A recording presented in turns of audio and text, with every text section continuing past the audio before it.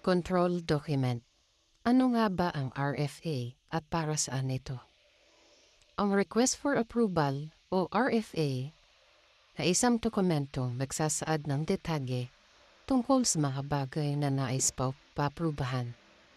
Ang halimbawa nito ay kung sakali na ang nasa disenyo ay produkto A, ngunit sa mismong pagkatayo ng gusali, nagkaroon ng pagkaubos ng supply ang produkto A, magkakaroon ng produkto B na maaaring alternatibo, ngunit kailangan pa itong dumaan sa approval ng may-ari ng gusali.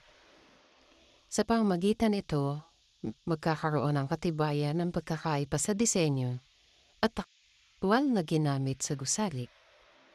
Makatutulong din ito sa maintenance sa paglipas ng panahon, sapagkat kung magkaroon ng repair, mayroon magiging batayan sa ginamit na materyales na angkop sa gagawin. Ang dokumentong ito ay dapat malagdaan ng lahat na kinauukulan upang maipasa at maisama sa mahalagang papeles kasama sa turnover sa may-ari.